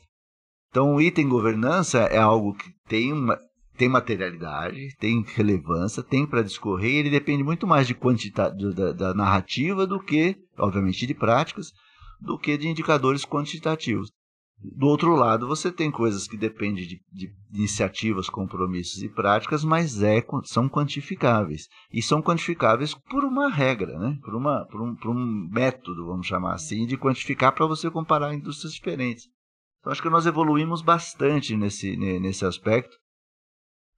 Ajudou muito e educou muito as empresas a começar a organizar os dados para que a gente tenha o que relatar, né? Nós falamos sobre diversas perspectivas aqui e como o relatório ele foi mudando, né, o formato, a sua maneira de comunicar, de reportar, né? Então eu enxergo que tem muita coisa acontecendo, né? Até costurando um pouco do que a gente falou aqui até agora, né? Então eu sinto que a gente caminha para, por mais que a narrativa e números sejam os dois extremamente importantes, eu sinto, é uma percepção pessoal minha, que daqui para frente, até por essa questão da materialidade, o IFRS e tudo mais, que eu sinto que a gente caminha para uma certa convergência de frameworks e standards, e a questão dos números vai ganhar mais força com o passar do tempo, né? Tudo bem, tem outras coisas que a gente poderia falar, a gente pode falar numa outra pauta, de taxonomia, etc. Mas eu sinto que a narrativa tende a mudar um pouco e a questão dos números ganhar um pouco mais de relevância. E pensando nesse contexto, assim, como é que vocês enxergam daqui para frente vamos dizer, os desafios e as tendências para o relatório de sustentabilidade a partir de 2024? Posso começar? Eu diria até o seguinte, o Denis sabe quão apaixonado eu sou por esse tema de Narrative Numbers e quanto eu estudei esse livro aí do Damodaran, que é um case muito interessante, e o Damodaran até hoje gera inquietude, é um cara de uma humildade enorme para reconhecer que ele não sabia tudo há pouco tempo. Nós estamos falando de 2014, esse é um livro de 2016, e que nasceu de uma polêmica grande, uma queda de braço dele com um grande venture capitalista aí que investia no Uber. E ele é um cara da tribo que nós mencionamos aqui, ele é um cara de números, né? Ele e cedeu e reconheceu a importância da narrativa. Eu diria que hoje você tem a narrativa é importante, ganhou muita importância, ela dá cores aos números, ela potencializa o que os números podem nos dizer sobre o desempenho passado e projetar também para o futuro das organizações, mas voltando para um tema que hoje está sendo bastante discutido, essa economia da atenção, quer dizer, como é que eu impacto os meus públicos, como é que eu faço eles conhecerem esse meu relato, combinado com meus números. Eu acho que eu combinaria uma terceira dimensão que é uma estratégia de impacto. Eu tenho os números, nós sempre tivemos, agora nós passamos a reconhecer o poder da narrativa sobre os números, né, o storytelling, né, de como é que eu conto essa história que chegou nesse desempenho em números. Agora eu combino isso com como é que eu atraio atenção, impacto o meu público, e aí essa atração pode ser por áudio, pode ser por vídeo, pode ser por mídias sociais, vai requerer um design, que não é mais o design do relatório impresso, é o design do post, né? Quer dizer, como é que eu faço isso para o futuro? Por isso que eu vejo o relatório, olhando para o futuro, eu vejo como uma peça dinâmica. Ainda que eu tenha que ter uma data de corte, eu tenho que passar uma régua ali, e é muito saudável que todas as organizações, trimestralmente ou anualmente, vai lá e feche um balanço, todo mundo com a mesma data, para ter uma série histórica que seja comparável, até para ver, né, o desempenho de cada uma. É importante, mas eu não posso... desempenho de governança não é uma questão anual. Todo dia, eu faço assembleia em abril, eu mudo meu conselho a partir do momento ou de um escândalo, ou então de uma pessoa que se aposentou, uma renúncia que foi feita. Eu implemento práticas, não tem data para se implementar uma prática. Ou um desempenho socioambiental, se acontece um acidente, ou se eu implemento uma inovação, ou se eu abro uma nova fábrica com uma nova tecnologia, isso não tem data marcada. Então eu não preciso esperar até 31 de dezembro para comunicar. Então eu vejo que no futuro, embora a gente tenha um momento onde eu faça um relatório anual, eu acho que essa preocupação de impactar meus stakeholders, alguns mais ou menos importantes, alguns com mais ou menos capacidade de impacto, ele tem que ser algo dinâmico e tem que ser algo pensando em tudo isso, na narrativa, com números que né, sustentem essa minha narrativa. Agora, como eu impacto isso, eu acho que tem que ser mais em pílulas. Nós não temos mais... Não sei se é um mal dos nossos tempos ou das gerações que estão vindo por aí. Eu também dou aula há bastante tempo, Denis. As pessoas não leem mais. Se você dá um texto de 14 páginas para um jovem ler, ele não tem paciência. Então, se você der 3 páginas, já também não lê. Então, eu costumo dizer, a geração Twitter, né, a geração hoje X, pílulas. Então você tem que ganhar a atenção desse teu público, desse teu stakeholder. Tem que ser uma informação concisa, objetiva, que gere impacto, e no caso do relatório anual, e que leve ele para o relatório anual. Então eu acho que é uma comunicação mais contínua, mais consistente ao longo da trajetória da empresa, mas que de tempos em tempos você tente puxar esse teu público para olhar um relato mais abrangente, sabe? Olhar para a organização de uma maneira mais completa. Mas eu acho que mesmo o relatório, você fala assim, poxa, um relatório anual, desempenho econômico e financeiro, a gente já tem data marcada para isso, trimestralmente, particularmente as companhias abertas. Trimestralmente elas estão lá e fecham a conta e prestam conta. Prestam essa conta para o mercado financeiro, mercado de capitais. Agora, desempenho do ponto de vista de pessoas, mesmo aspecto socioambiental, elas poderiam ter uma prestação de contas ou chamar atenção para alguns desempenhos com uma frequência maior, sem se aprofundar demais, mas chamar atenção para eventos ao longo do ano. Eu vejo um relatório anual que ele é construído ao longo do ano. Ele não deixa para ser produzido só quando o ano acaba, que é um dos problemas que a gente vê hoje no mundo corporativo. O pessoal só pensa no relatório anual em janeiro e fevereiro, ou alguns em novembro, que já é tarde, já passou 10, 11 meses do ano, você já tem muita coisa acumulada. E um dos problemas que eu também vejo é que as pessoas vão atrás dos dados só na hora que a água bate, entendeu? Mas isso tem bastante a ver com a maturidade da própria empresa nessa questão da sustentabilidade, né? A gente percebe que empresas que estão há mais tempo jogando esse jogo, elas encaram isso de uma forma diferente. Então, a hora que ela adota que essas informações como ferramenta de gestão, aí ela começa a controlar Exatamente. Semanalmente, quinzenalmente, mensalmente. Monitorar os indicadores, Isso. entendeu? E tudo mais. Mas é um desafio você fazer as organizações começarem a usar esses dados como ferramenta de gestão. Porque é mais natural que elas o façam do ponto de vista econômico e financeiro. Então ninguém espera a contabilidade fechar para ver se o resultado está bom ou não. Isso é semanalmente. Quando o que demora mais é mensalmente. Ele vai olhar lá, está dando lucro, está dando prejuízo, estamos recebendo, temos inadimplência. Essa conta ninguém espera a contabilidade. A contabilidade você vai vir depois de um tempo. Então eu acho que as empresas precisam ter essa maturidade para saber que esses outros desempenhos, elas também deveriam ser checados com vamos dizer, com uma frequência menor, mas desde que utilizados como ferramenta de gestão. Denis, e como é que na tua visão, assim, com a tua vivência, experiência, um cara que está muito conectado aí também a tudo que está acontecendo, como é que você enxerga os desafios e tendências para os relatórios de sustentabilidade a partir de 2024? Bacana.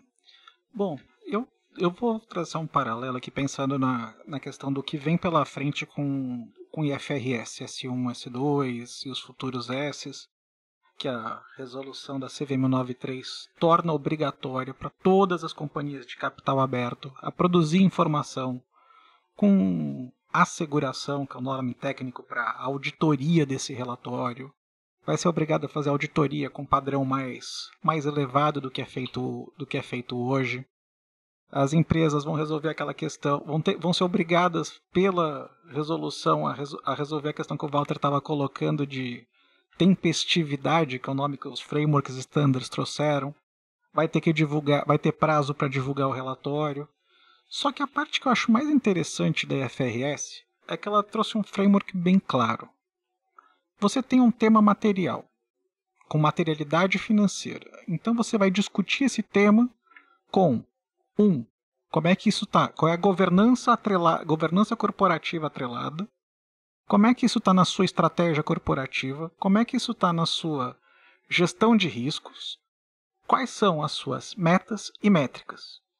E aí, se é um tema de materialidade financeira, entra bem nisso que a gente está colocando. Você fala, gente, eu não vou deixar para ver se o indicador de turnover, se a minha empresa é muito sensível à mão de obra, eu não vou querer ver turnover daqui a um ano.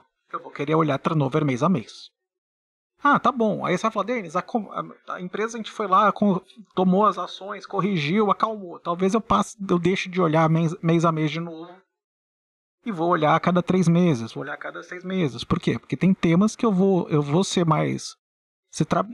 A gestão de crise, você tem um caminhão de coisas para olhar. Então você vai olhar com mais acuracidade onde você precisa tomar ações corretivas mais rápidas. Mas de qualquer forma, mesmo que às vezes eu não esteja ali na pauta da reunião de diretoria o turnover mês a mês, eu vou deixar o seguinte: se o turnover subir esse tema volta para a reunião de diretoria no mês seguinte, para entender o que aconteceu no mês, para saber se foi um fato isolado ou se é alguma tendência que está chegando. Então isso vai mudar bastante. E até uma das coisas que eu acho que deve mudar, que depois a gente pode fazer outra conversa só sobre isso, é justamente a questão de taxonomia. Vem aí com o IFRS uma taxonomia que é o XBRL, o XBRL em português, onde a gente vai começar a soltar informações de modo mais estruturado, mais organizado, o que é bastante importante até porque cada vez mais nossas informações são consumidas de forma eletrônica. Então muitas vezes você fala assim, como é que hoje muitos investidores são impactados? São impactados via terminais de informação. O investidor, como é que ele muitas vezes consome um balanço? Ele não vai lá, baixa o PDF do balanço e planilha. Ele já recebe aquilo via terminal, baixa um XML a partir do sistema que existe no órgão regulador e já alimenta o sistema. Então, a gente vai ter uma convergência nisso para relatórios também, mas essa é uma discussão Não, a gente longa explora para isso outra data. outro dia. É. Tá? Acho que tem muita gente bacana para discutir isso com a gente também. O Denis lembrou uma coisa importante, que é a mudança regulatória agora, na instrução a resolução da CVM que está entrando. Eu estou um pouco apreensivo com isso, porque eu acho que eu sou da época da ficha também. A ficha não caiu, né? O público mais jovem não vai entender o que a gente está falando, mas a ficha de muitas empresas não caiu, que eles vão precisar se preparar para esse padrão de reporte muito em breve, já é o ano que vem, não é isso? O relatório de 2026 é obrigatório publicar em 27. Só que é num padrão diferente do que o mercado está acostumado hoje, com um rigor muito maior. E uma coisa é o seguinte, eu vou ter que explicar, por exemplo, qual é a minha estratégia a mudanças climáticas.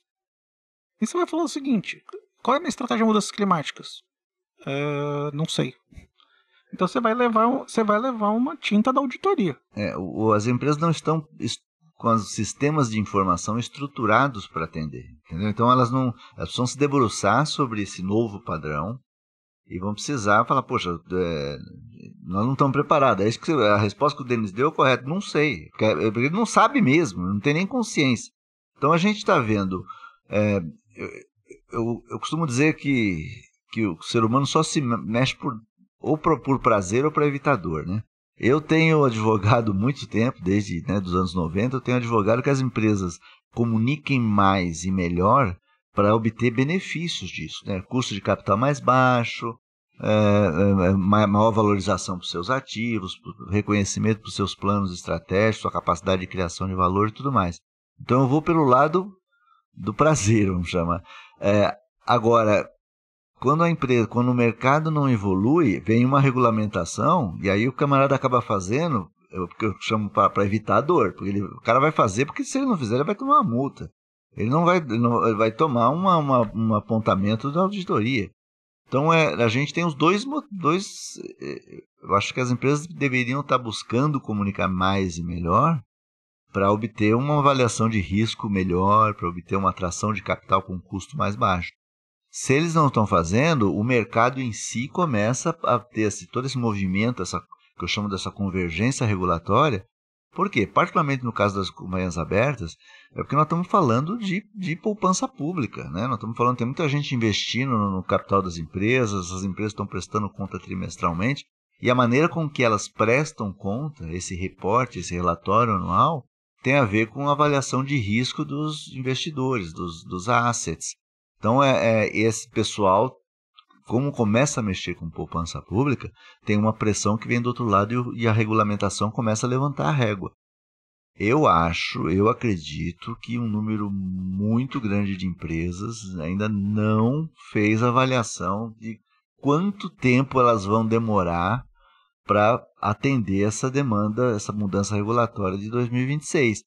Porque não vai ser uma coisa de, olha, mudou o padrão, eu vou conseguir me adequar. Não, talvez ele tenha que contratar sistemas de informação, talvez ele tenha que programar sistemas de informação. E sistema de informação não é uma coisa que, assim, eu implantei lá, não é uma instalação de um software. Muda a cultura da empresa. Você precisa de gente para alimentar esse software. Não é só sistema, né? É você rever se o teu mapeamento de riscos está adequado.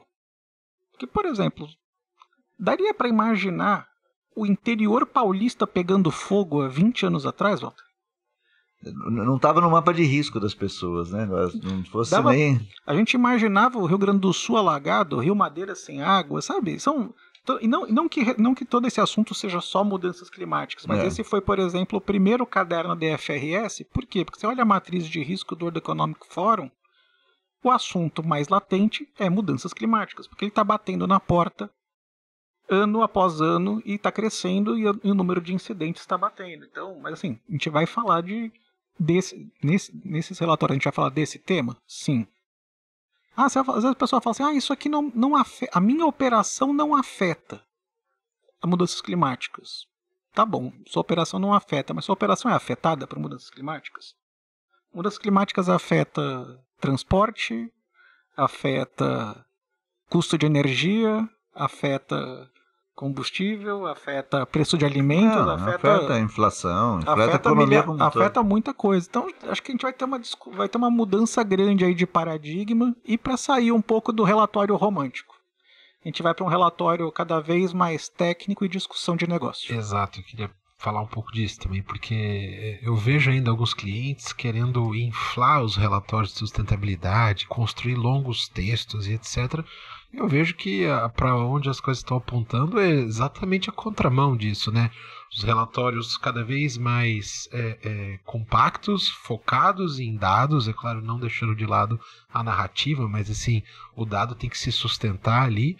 Você tem que deixar de lado questões que não são materiais, né? Ou seja, que não são tão relevantes, né?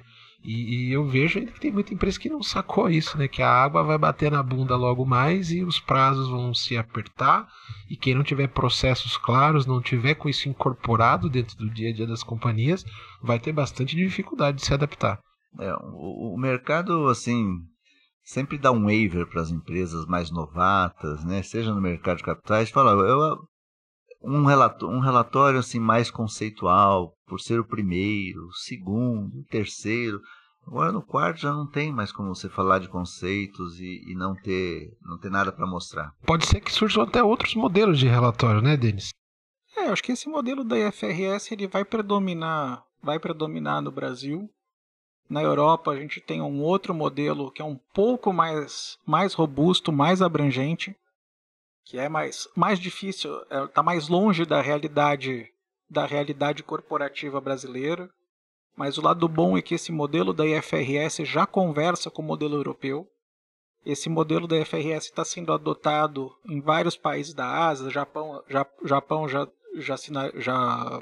sinalizou, Coreia, o Reino Unido está indo para esse caminho também. Então, a gente vai ter uma mudança grande. E a única brincadeira, vou fazer só uma brincadeira, Paulo, você falou que a água vai bater, o problema é que a água hoje é de duas uma, né? Ou ela te afoga ou não bate, ou não bate porque não chega, porque ela seca.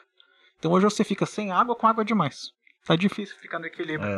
Não tem mais marola, tem tsunami. É tsunami assim, quando ela seca. chega... Eu queria perguntar uma outra coisa também, né? Como é que vocês estão enxergando essa questão das pequenas e médias empresas, né? Tipo, o relatório de sustentabilidade, ele é uma realidade para as pequenas e médias empresas ou ele ainda continua no campo das boas ideias? Eu acho que não ainda é difícil discutir pequenas e médias empresas com esse formato de relatório. Que eu acho que vai mudar mais para pequenas e médias empresas, especificamente do jeito que as empresas vão ser obrigadas a produzir informações para esse modelo mais consistente, elas vão ter que prestar cada vez mais conta. Por exemplo, você vai ter que perguntar, para você discutir qual que é a sua emissão de carbono de uma empresa que usa uma transportadora, ela vai ter que discutir com o dono da transportadora que tem 30 caminhões ali que ela usa. Qual é o modelo do caminhão? Vai ter que começar a entrar nesse nível de discussão com empresas de menor porte. E aí não só você está falando só de carbono, você vai ter que discutir várias outras coisas. A gente teve escândalos de mão de obra escrava que bateram na mídia. Aonde que deu escândalo? Foi quem aparece no jornal é a grande empresa. Quem aparece na mídia é a grande empresa. Mas quem fez a prática eram as empresas menores. Então o que a gente vai ver cada vez mais? As empresas sendo cada vez mais questionadas. Então, organizar as informações vai fazer cada vez mais cada vez mais parte da realidade de pequenas e médias empresas, não só pelas demandas das companhias de capital aberto que vão fazer relatório, como por demandas Banco Central. A cada ano que passa, está elevando a barra das informações de responsabilidade socioambiental dos bancos. Então vão ter que discutir cada vez mais para quem eles deram crédito. A SUSEP está indo na mesmíssima linha do Banco Central para seguradoras. Ou seja, você vai falar assim, mas eu não sou empresa de capital aberto. Você vai ter relacionamento com banco? Você vai ter relacionamento com seguradoras? Você vai precisar cada vez mais organizar melhor as suas informações, que não quer dizer fazer um relatório de 200 páginas. Por quê? Porque não faz parte da realidade de uma empresa que fatura 5 milhões de reais por Você ano. acha então um pouco que o que talvez impulsione esse movimento seja por conta das grandes companhias serem cobradas em relação à cadeia de fornecedores dele, cadeia de suprimentos e tal? Exato. As grandes companhias cobrarem suas cadeias, as instituições financeiras e seguradoras cobrarem mais informações dos seus clientes. Isso daria um efeito em cascata. Em cascata. Tá. E às vezes para essa companhia pequena, em vez dela toda hora ficar correndo, se descabelando para juntar informação, ela vai começar a querer organizar melhor suas informações. E adiantar aí pro jogo. O que você acha, Walter? Eu vou um pouco nessa linha. Isso confesso para você que isso é uma coisa que sempre me deu muito desconforto. É a falta de critério conforme o porte. O nosso mercado de capitais, por exemplo, a gente tem do ponto de vista regulatório, novo mercado, a gente tem as melhores práticas, a gente não deve para nenhum mercado, só que nós temos 400 empresas abertas. A gente precisaria ter, talvez, critérios que ponderassem melhor empresas de menor porte. O custo de compliance, o custo de observância, que a gente costuma dizer, ele é alto. Ele é obviamente que ele é mais facilmente absorvível por uma grande empresa. Fazer o compliance com a nova regulamentação vai ser muito mais fácil, porque o custo é menos representativo para uma grande empresa, que já tem uma gestão da complexidade já meio que implantada ali, né? Uma empresa pequena, ela não vê muito benefício nisso. Talvez ela não tenha nem consciência de que ela precisa colecionar aqueles dados. Para ela medir o impacto, a pegada de carbono, ela não tem a menor ideia do que você está falando. Então ela precisa ter isso como ela só vai implantar se isso for uma condição para ela vender para um player grande. Aí ela vai ter, e mesmo assim esse player grande vai ter que ajudá-la a fazer. Talvez ele tenha que, entra aqui na minha equipe de engenharia, vai te ajudar a calcular. Porque o cara não tem porte para gastar recursos com isso, ele não tem tempo, o negócio dele às vezes está lá meio que sobrevivendo. Eu acho que a gente tem que ter, assim, uma ponderação para empresas de portes diferentes. Agora, a gente tem um problema grande que eu acho que a gente resolveria muito no sistema de ensino. É uma questão cultural. Quem de nós aqui, eu fiz a minha primeira graduação em administração de empresas e fiz mais recentemente direito. A gente não vê nenhuma disciplina, nenhuma discussão no mundo acadêmico sobre governança, sobre transparência, sobre mercado de capitais. A gente tem um sistema de ensino independente. Agora a gente começa a ver alguma coisa de educação financeira, mas mesmo assim é pouco. A gente não tem uma cultura de estímulo ao empreendedorismo e muito menos ao empreendedorismo consciente ou responsável. Acho que a gente poderia resolver muitos desses problemas se a gente começasse a discutir isso mais cedo com as pessoas, antes delas se tornarem empresárias, antes delas terem empresas, sabe, mostrar o benefício de organizar as informações, de prestar conta, de ser transparente. Eu acho que isso é muito complexo, não é uma mudança que a gente consegue fazer em uma década, né? É estrutural. Né? É estrutural, então nós precisaríamos ter aí legisladores e governantes com essa visão de Estado, essa visão de mundo um pouco mais consciente, mais profissional mesmo. A gente vai caminhando aqui para o final da nossa conversa de hoje, né? E no final a gente sempre fecha assim. Eu gosto de provocar um pouco alguma questão polêmica, algum tema sensível assim, né? E queria fechar esse papo de hoje com vocês com uma questão assim, né? A gente sente que pegando não só do espectro aí da questão do relatório de sustentabilidade, né? Mas todo mundo que está nesse contexto da sustentabilidade e do ESG, a gente percebe que muitas vezes essas mensagens elas ficam presas em algumas equipes, alguns nichos, alguns grupos, algumas associações, né? A gente sente que é difícil levar essa mensagem muitas vezes para diversos públicos, né? Então, nesse sentido, eu queria saber assim, um pouquinho de vocês, né? Será que o universo ESG, de uma certa forma, não vive uma bolha? Quer começar, Denis? Eu acho que ele começou muito como uma bolha. Eu vejo, por exemplo, quando eu entrei, eu passei a frequentar mais assiduamente o IBGC há 5 anos. Há 5 anos atrás, dentro do IBGC, que é o Instituto Brasileiro de Governança, não se falava muito pouco de ESG. Eu entrei para a Comissão de Sustentabilidade, era a comissão do Patinho Feio, o pessoal ali do Abraçador de Árvore, o pessoal filântropo Abraçador de Árvore. Mudou. A gente faz hoje trabalho junto com Comissão de Mercado de Capitais, Comissão de Direito, Comissão Financeira, Comissão de Riscos. Por quê? Porque essa consciência mudou. Acho que a própria pandemia ajudou a acelerar um pouco essa questão toda, e mudanças climáticas, como disse um conselheiro outro dia, mudanças climáticas começou a cair na minha porta com uma frequência muito grande. Ele falou, já fiquei preso em casa na minha rua algumas vezes com árvore caindo numa velocidade que não caía antes. Então, essa bolha, acho que ela deu uma furada. Acho que ela já tá um pouco, não tá tão presa a um grupo tão pequeno.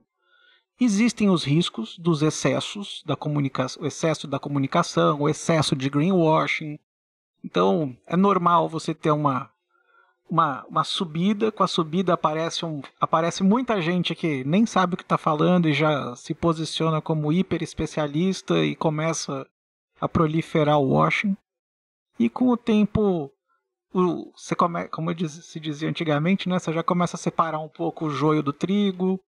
Esse movimento, por exemplo, agora da IFRS, acho que vai ajudar a ter uma discussão um pouco mais séria sobre o que é relevante dentro de ESG, qual é o papel o que é relevante para a companhia, o que está no colo da companhia.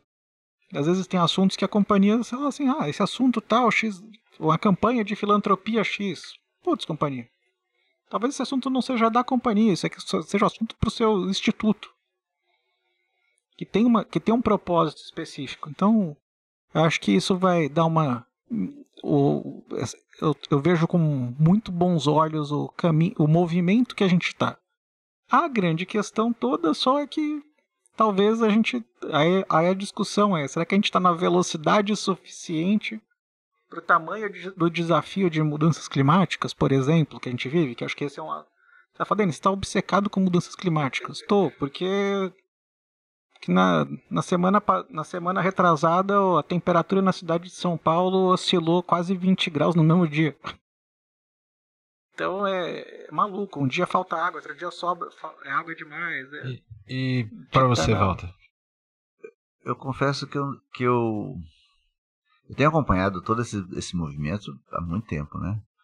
Então, o conceito que foi anterior ao ESG é o de sustentabilidade. Eu confesso que eu sou muito mais aderente ao conceito de sustentabilidade do que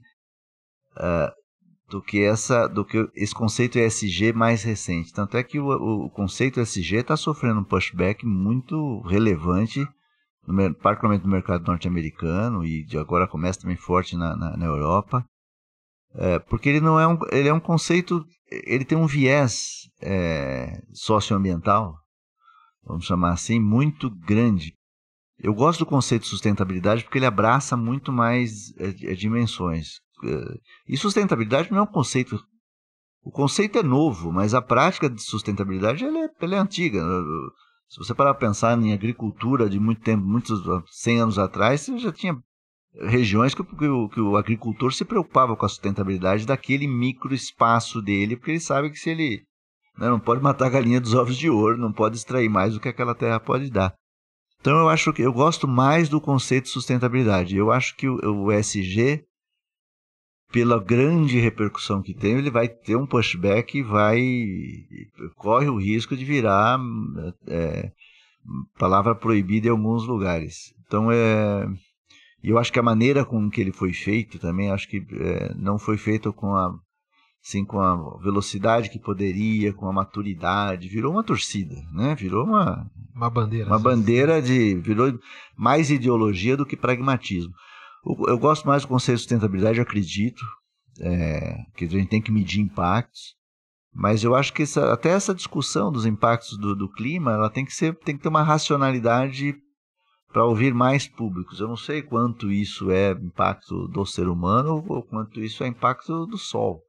A gente precisa ter um pouco de equilíbrio nisso e ver se nós estamos dispostos, a humanidade, né, está disposta a pagar o preço de fazer uma mudança, uma pivotagem dessa. A gente está vendo que a gente viu na Alemanha há pouco tempo atrás que migraram para abandonar a energia à base de carvão e ficaram na mão do inimigo ali. Então tem que ser feito com planejamento.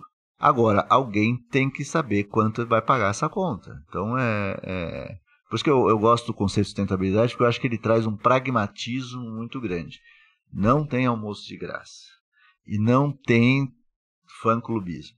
Entendeu? Acho que tem que ser com racionalidade, com maturidade e com vagar. Essas coisas têm que ser feitas. Tudo que é feito com muita pressa pode não surtir o resultado que a gente quer. Então, eu vejo, respondendo pontualmente sobre, eu vejo muito assim um movimento de bolha, mas que deve dar um step back para o conceito de sustentabilidade, que eu acredito que ele passou muito rapidamente, né? Já foi sucedido pelo conceito ESG, mas eu acho que a gente vai dar um pushback aqui, vai dar um step back para o conceito de sustentabilidade, que eu acredito, e acho que é preocupação de todo empreendedor, todo empresário que quer ver seu negócio prosperar no longo prazo, se preocupa, né, intrinsecamente com sustentabilidade. Legal. Bom, poxa, eu só tenho a agradecer essa conversa de hoje. Assim, nós passamos por diversos temas, relembrando aqui coisas do passado, dos relatórios, foi muito bom.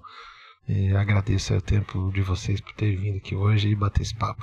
Puxa, eu que agradeço a oportunidade e eu acho que a gente tem assunto aqui para falar por muito, muito tempo. Podíamos ter uma cervejinha juntos, aí a conversa esticava muito mais. Quem sabe na próxima conversa. Na próxima, hoje a gente continua tomando a cervejinha. Isso aí. Bom, chegamos ao fim a mais uma edição do Conexão Blendon, conectando pessoas e ideias. Agradeço a você que ficou aqui com a gente até agora. Aproveite e compartilhe esse conteúdo com alguém que possa aproveitar. Vamos levar essas informações mais longe. Dê um like aí no Blendon Brasil e seguimos em frente até o nosso próximo encontro. Obrigado, um abraço a todos.